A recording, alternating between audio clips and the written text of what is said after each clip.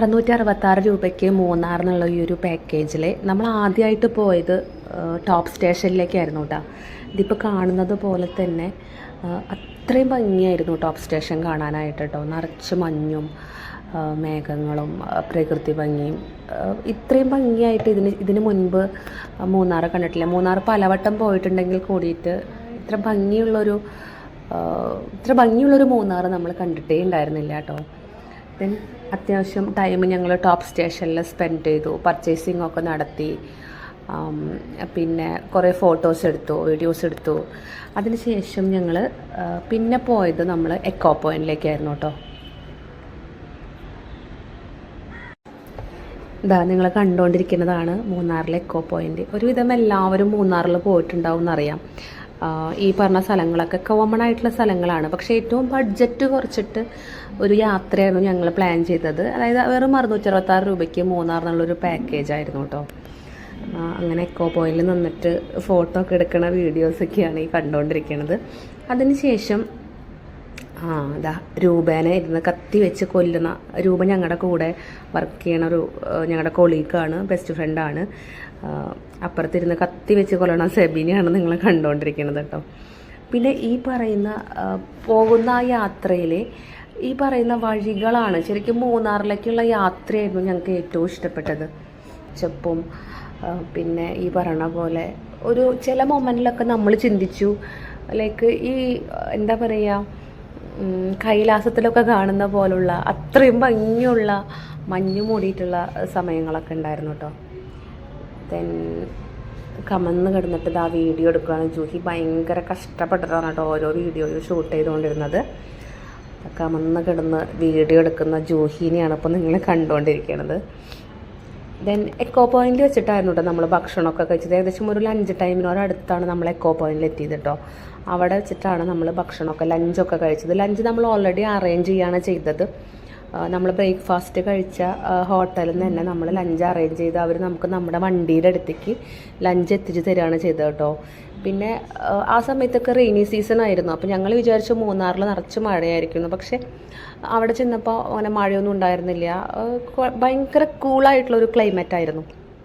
പിന്നെ മാത്രമല്ല ഇവിടെ എക്കോ പോയിൻ്റ് എത്തിയപ്പോൾ ചെറുതായിട്ടൊരു ചാറ്റലുണ്ടായിരുന്നു. സോ മൂന്നാറിൽ മഴ പെയ്യുന്നതും കാണാൻ പറ്റുന്നുള്ളതാണ് കേട്ടോ. പിന്നെ പല ഏജ് കാറ്റഗറിയിലുള്ള ആൾക്കാരുണ്ടായിരുന്നു. ചെറിയ കുട്ടികളുണ്ടായിരുന്നു, കുറച്ച് ഏജ് ആയവരുണ്ടായിരുന്നു, പിന്നെ അതിൻ്റെ മിഡിലായിട്ടുള്ള ആൾക്കാരുണ്ടായിരുന്നു. സോ എല്ലാവരും കൂടി ഉണ്ടായിരുന്ന ആ ഒരു വൈബ് എടുത്ത് പറയേണ്ട ഒരു സംഭവമായിരുന്നു കേട്ടോ. ലഞ്ചിന് ശേഷം നമ്മൾ പോയത് ടീ ഫാക്ടറിയിലായിരുന്നു കേട്ടോ. മൂന്നാർ ടീ ഫാക്ടറിയിലായിരുന്നു. ദെൻ അവിടെ നിന്ന് എല്ലാവരും അത്യാവശ്യം ഷോപ്പ് ചെയ്തു, ചായ കുടിച്ചു. നല്ല ടേസ്റ്റുള്ള ചായ ആയിരുന്നു കേട്ടോ അവിടുത്തെ. പിന്നെ ഓഫേഴ്സ് ഉണ്ടായിരുന്നു ഈ ഒരു ടീ ഫാക്ടറിയിൽ. അത്യാവശ്യം നല്ല ഓഫേഴ്സ് ഉണ്ടായിരുന്നു കേട്ടോ. അപ്പോൾ അത്യാവശ്യം നല്ല രീതിയിൽ എല്ലാവരും ഷോപ്പ് ചെയ്തിട്ടുണ്ടായിരുന്നു. പിന്നെ എടുത്ത് പറയേണ്ട ഒരു കാര്യം എന്ന് പറഞ്ഞാൽ ഈ ടീ ഫാക്ടറിയിൽ നിന്നുള്ളൊരു വ്യൂ ആയിരുന്നു കേട്ടോ. അത് നല്ല ഭംഗിയുള്ള, എന്താ പറയുക, ഈ പ്രകൃതി സംബന്ധമായ അല്ലെങ്കിൽ പ്രകൃതിയെ ഇഷ്ടപ്പെടുന്ന ആൾക്കാർക്കൊക്കെ ഭയങ്കര ഒരു എക്സ്പീരിയൻസ് ആയിരുന്നു ഈ ഒരു മൂന്നാർ എന്ന് പറയുന്നത് കേട്ടോ. കണ്ടു, ഈ ഒരു ഫ്ലവേഴ്സ് ആണെങ്കിലും തേയിലത്തോട്ടങ്ങളാണെങ്കിലും ലൈക്ക് നമ്മൾ ഭയങ്കര പോസിറ്റീവ് എനർജി നിറയ്ക്കുന്ന കാഴ്ചകളായിരുന്നു എല്ലാതും. സത്യത്തിൽ ഞങ്ങൾ ഒരുപാട് എൻജോയ് ചെയ്തു. ഇവിടെ വെച്ചിട്ടാണ്, ടീ ഫാക്ടറിയിൽ വെച്ചിട്ടാണ് നമ്മൾ ഫോട്ടോസൊക്കെ എടുത്തത്. ഗ്രൂപ്പായിട്ടുള്ള ഫോട്ടോസ് എടുത്തത്, വീഡിയോ എടുത്തതൊക്കെ ഇവിടെ വെച്ചിട്ടായിരുന്നു കേട്ടോ. പിന്നെ അത്രയും പറയത്തക്ക തിരക്കുകളൊന്നും തിരക്കുണ്ടായിരുന്നില്ല. അത് കാരണം നമുക്കൊരു ഇപ്പോൾ ഭയങ്കര റഷ് ആകുമ്പോൾ നമുക്കൊരു ഭയങ്കര ഡിസ്റ്റർബൻസ് ഫീൽ ചെയ്യും. ഇത് അത്രയും തിരക്കൊന്നും ഉണ്ടായിരുന്നില്ല. എല്ലായിടത്തും കാമായിരുന്നു. വേറെ അങ്ങനെ ഒരു റഷായിട്ടുള്ളൊരു ഇതിൽ നമ്മൾ ഏത് സ്ഥലം കാണുമ്പോഴും നമുക്ക് ആ ഒരു സാറ്റിസ്ഫൈഡ് ആവില്ല നമ്മൾ. സോ ഇതങ്ങനെ ഒരു ഇതായിരുന്നു. ഇതാണ് ഞങ്ങൾ ഗ്രൂപ്പ് ഫോട്ടോ എടുത്തത്. ആ ടീ ഫാക്ടറിയിൽ വന്നൊരു ചേട്ടനാണ് ഞങ്ങൾക്ക് ഈ ഗ്രൂപ്പ് ഫോട്ടോ ഒക്കെ എടുത്തു തന്നത്.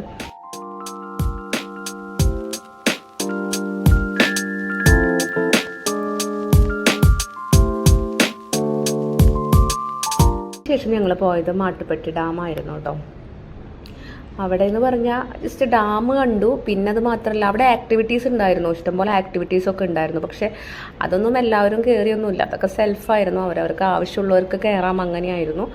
നമ്മളവിടെ നിന്ന് അവിടുത്തെ കാഴ്ചകളൊക്കെ കണ്ട് ഫോട്ടോസൊക്കെ എടുത്ത്, പിന്നെ അവിടെ ഷോപ്പ് ചെയ്യാനുള്ള നല്ലൊരു ഏരിയ ഉണ്ടായിരുന്നു. അപ്പം അവിടെ നിന്ന് കുറച്ച് എല്ലാവരും ഷോപ്പിങ്ങൊക്കെ നടത്തി. പാക്കേജിൽ നമ്മൾ കവർ ചെയ്തത് 4 സ്ഥലങ്ങളാണ് കേട്ടോ. അത് ഫസ്റ്റ് പോയത് ടോപ്പ് സ്റ്റേഷൻ, പിന്നെ പോയത് എക്കോ പോയിൻറ്റ്, പിന്നെ നമ്മൾ tea factory, then Mattupetty dam. ഇതിൻ്റെ ഇടയിൽ നല്ല ഭംഗിയുള്ള സൈറ്റുകളെല്ലാം നമ്മൾ നിർത്തിയായിരുന്നു. എല്ലാ സൈറ്റുകളും നമ്മൾ നിർത്തി കണ്ടായിരുന്നു കേട്ടോ. പിന്നെ ഇപ്രാവശ്യത്തെ മൂന്നാർ യാത്രയിൽ എടുത്ത് പറയത്തക്ക ഒരു കാര്യം എന്ന് പറയുന്നത് നേച്ചർ തന്നെയാണ്. ഭയങ്കര ബ്യൂട്ടി ആയിട്ട് ഉള്ള ഒരു സമയമായിരുന്നു കേട്ടോ. അപ്പോൾ പോകുന്ന വഴികളാണെങ്കിലും ഇപ്പം അവിടുത്തെ ഒരു മൊത്തത്തിലുള്ള ഒരു ആംബിയൻസ് ആണെങ്കിലും ഭയങ്കര നല്ലതായിരുന്നു.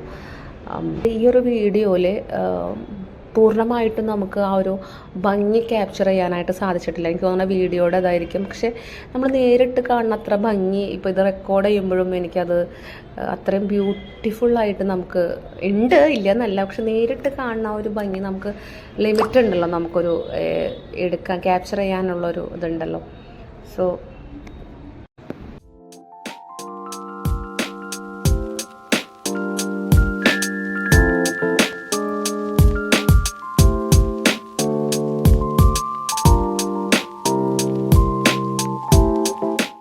കണ്ടുകൊണ്ടിരിക്കുന്നതൊക്കെ നമ്മൾ തേയിലത്തോട്ടങ്ങളിൽ ഏകദേശം ഒരു 5:30 ആയിട്ടുണ്ട്, ആ സമയമായിട്ടുണ്ട്. നമ്മൾ തേയിലത്തോട്ടങ്ങളിലൊക്കെ നിർത്തി ഫോട്ടോസൊക്കെ എടുക്കുന്നതാണ് കണ്ടുകൊണ്ടിരിക്കുന്നത്. ഫോട്ടോസ്, റീൽസ്, വീഡിയോസൊക്കെ അത്യാവശ്യം നല്ല രീതിയിൽ നമ്മൾ ആക്ച്വലി വൺ ഡേ ആണെങ്കിൽ കൂടിയിട്ട് ഭയങ്കര സമയം എടുത്തിട്ടാണ് നമ്മൾ ഓരോ സ്ഥലങ്ങൾ സ്പെൻഡ് ചെയ്തതും കണ്ടതൊക്കെ. സോ അതൊക്കെ നല്ലൊരു എക്സ്പീരിയൻസ് ആയിരുന്നു.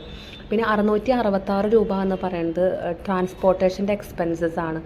ഇതിൽ ഫുഡൊക്കെ നമ്മൾ സെൽഫ് തന്നെയാണ് ചെയ്തത്. എന്നാൽ കൂടിയിട്ടും നമുക്ക് മാക്സിമം 1000 രൂപയുടെ അപ്പുറത്തേക്ക് നമുക്ക് ഈ ഒരു ട്രിപ്പിന് ചിലവായിട്ടില്ല.